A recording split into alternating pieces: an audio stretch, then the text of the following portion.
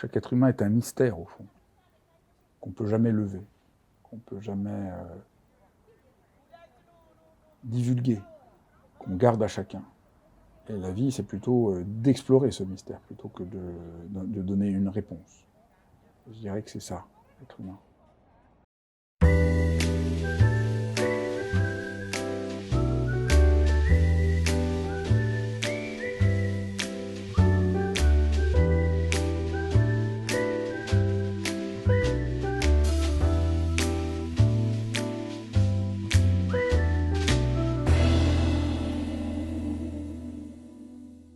Bonjour Fabrice, Bonjour. c'est gentil de nous recevoir. En tout cas, nous sommes ravis.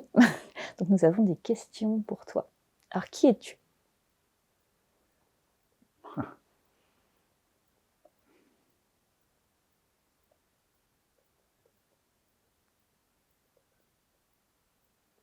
C'est impossible de répondre à la question qui on est. C'est difficile, puisqu'au fond, rien ne nous définit jamais vraiment. Donc c'est vraiment... je crois qu'au fond, à cette question, on ne peut que répondre par un grand silence. Sauf si après, tu veux peut-être préciser s'il y a quelque chose de particulier. Non, Mais sinon, je pense que c'est ça, oui. On ne peut pas répondre. C'est, au fond, c'est une question qui renvoie à un grand silence. Au fond, on ne sait jamais qui on est. C'est ça qui fait la merveille de l'existence. C'est qu'on peut pas, on peut jamais se définir. C'est la clé, non? Qu'est-ce qui t'émeut?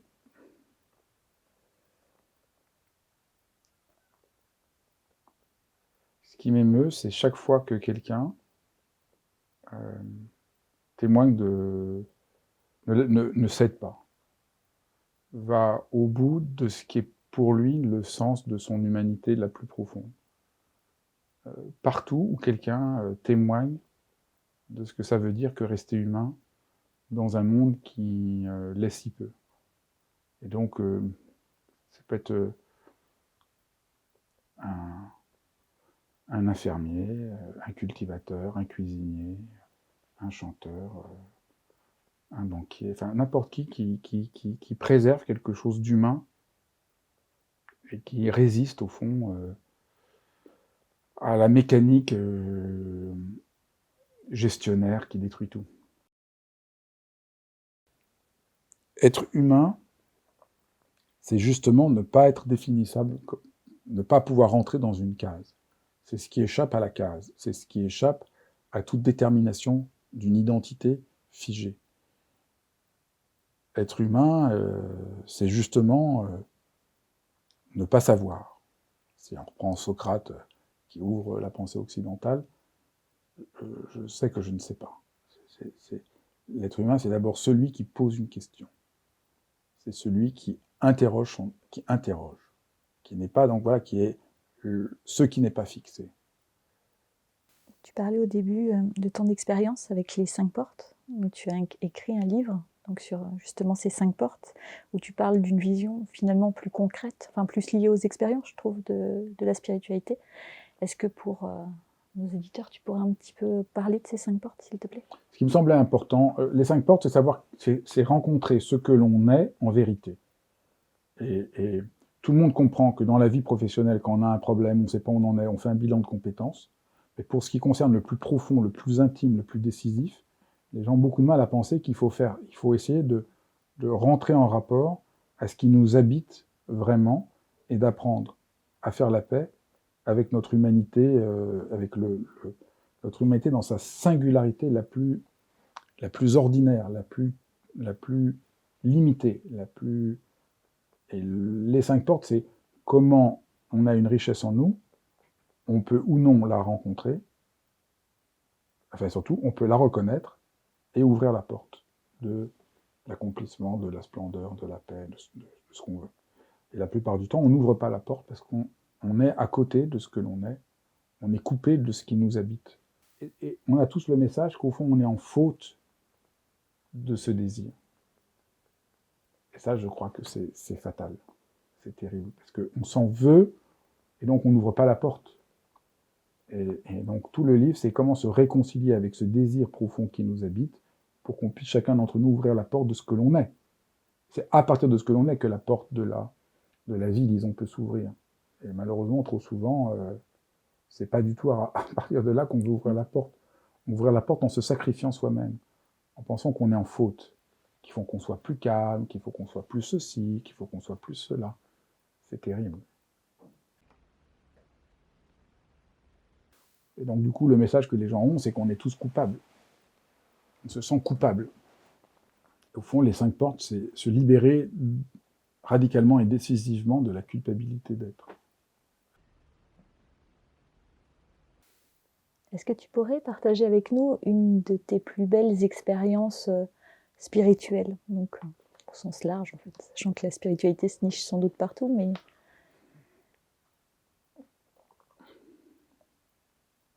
La première fois que j'ai pratiqué la méditation, donc j'avais 21 ans,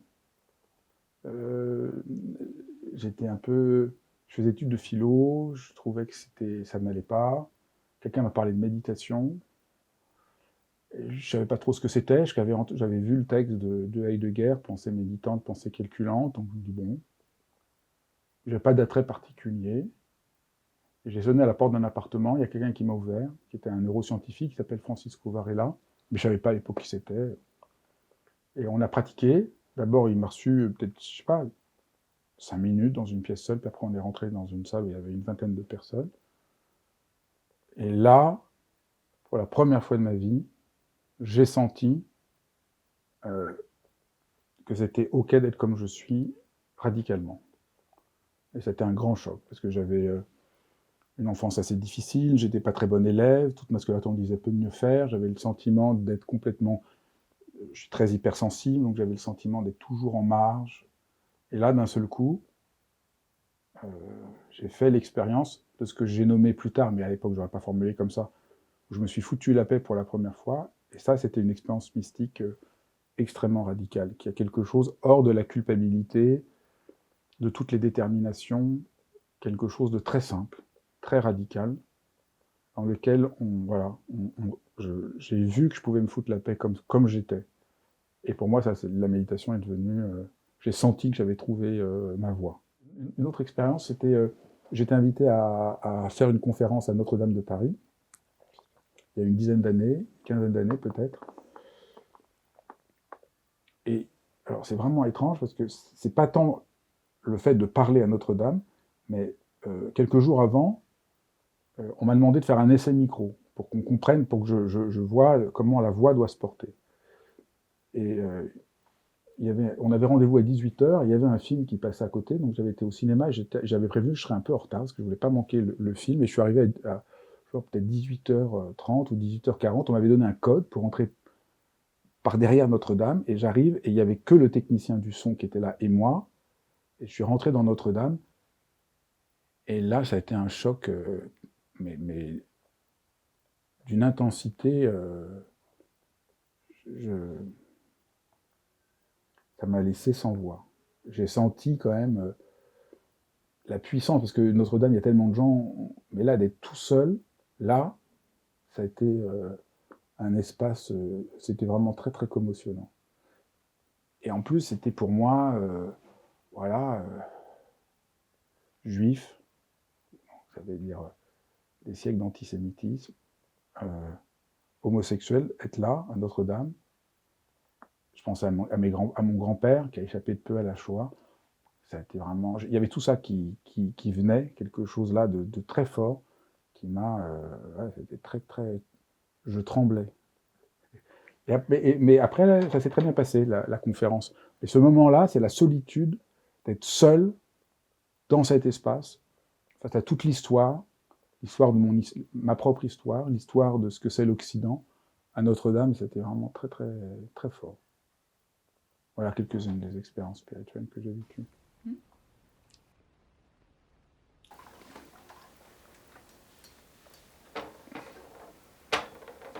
On va mettre ça comme ça.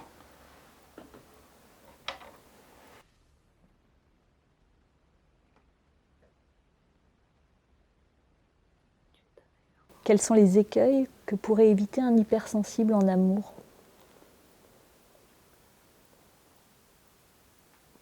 Il y a plein d'écueils. Le premier écueil, c'est déjà de ne pas bien savoir qu'on est hypersensible.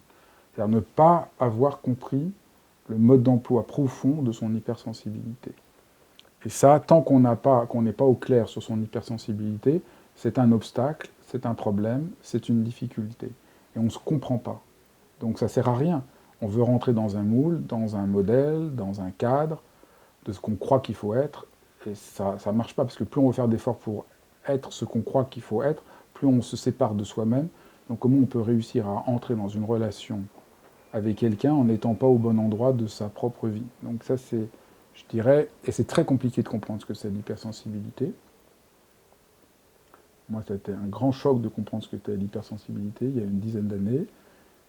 Et le discours qu'on tenait sur l'hypersensibilité ne me convient pas du tout, parce que c'est un discours enfin,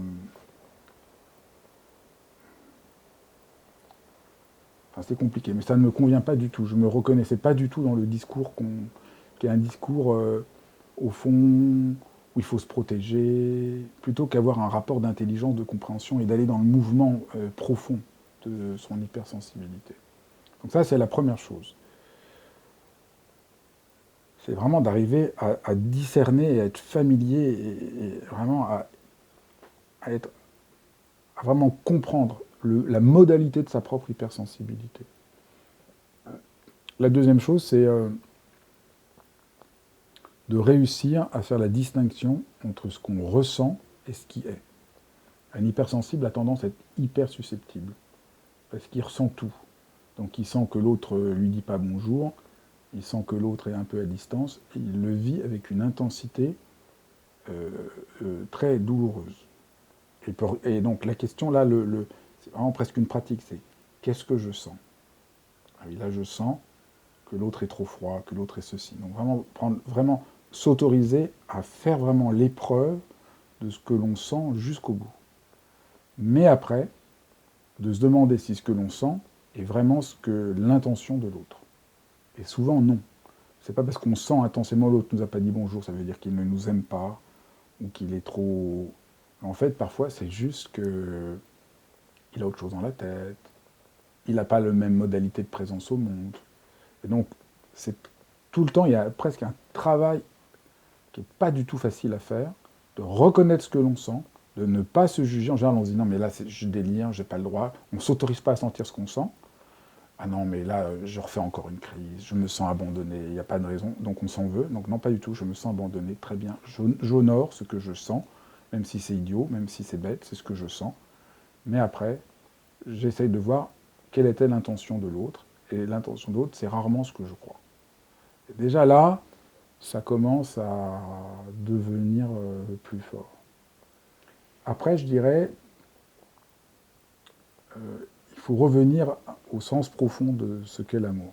Et là, notre monde est complètement loin de ce que c'est l'amour. Donc c'est un sujet qui m'a beaucoup interrogé, puisque j'avais écrit Et si de l'amour on ne savait rien, qui est un livre... et je crois que on ne peut rentrer dans la relation amoureuse pour de bon que si on accepte de se dire ça. Et si de l'amour on ne savait rien, qui est en un sens la phrase la plus idiote qui soit, parce qu'on sait tous ce que c'est l'amour. Mais se passer par le fait, et si de l'amour je ne savais rien, redevenir vraiment débutant par rapport à cette question, je crois que ça c'est vraiment très très fondamental. Parce qu'il y a quasiment un passage. On se méprend complètement sur l'amour. Et donc il y a un passage à faire qui est très complexe et difficile, mais essentiel. Disons, voilà 3 conseils auxquels je pense. Je voulais savoir quel type d'enfant tu étais, si tu pouvais nous parler un petit peu de ton J'étais un enfance. enfant absolument... j'étais un enfant hypersensible, donc vraiment très très très en décalage, euh, extrêmement affectif et très têtu. Je pense que c'était déjà j'avais un côté à ne pas céder, mais j'étais vraiment très, très, très, très, très singulier.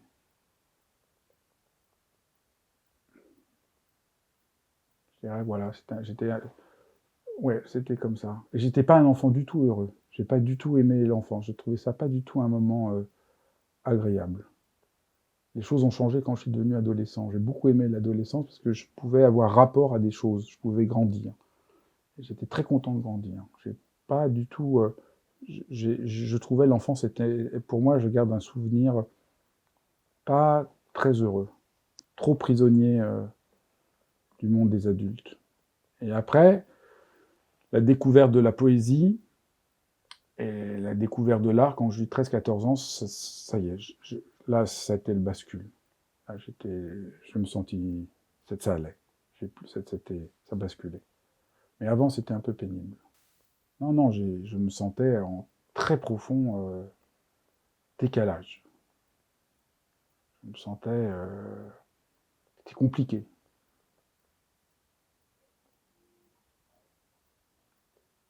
Alors, notre chaîne des Mystic on the Beach est aussi une chaîne musicale. Est-ce que tu pourrais nous chanter une petite chanson? Ah non, ça, je suis absolument incapable. Et Voilà. là, absolument incapable. Chantonner. Bah, On peut chanter avec toi si tu nous dis qu'est-ce que tu aimes. malheureusement, non, je ne peux absolument pas. Je ne chantonne jamais. Et non, vraiment là, ça c'est. Et d'abord, en plus, je n'écoute jamais de chansons. Ça ne m'a jamais parlé. Et alors après, chanter du Bach ou C'est difficile pour nous. du Lully ou là vraiment. Et comme je n'écoute absolument jamais de chansons, c'est quelque chose qui est complètement hors de mon champ. Et même petit, on ne chantonnait pas une berceuse? Non, jamais. Donc le rapport à la musique est très très important pour moi, mais plus voilà, plus Varese, Schoenberg, Stockhausen. Et alors la chanson est quelque chose qui est complètement hors de mon champ. Si tu pouvais te réveiller demain matin avec finalement une nouvelle qualité ou une nouvelle compétence? Ben juste chanter. J'ai failli te l'envoyer, mais Chanter j'ai juste. pas osé. Ça serait vraiment extraordinaire. Chanter juste. Bah, tu sais, c'est pas très loin en général. Hein. Je pense qu'on se met aussi des barrières par rapport à ça. C'est clair, mais disons, il faudrait le travailler. Mais moi, là, si je pouvais avoir un don supplémentaire sans effort, chanter juste, ce serait bien. Ça, ce serait pas mal. C'est verbalisé maintenant. Ouais.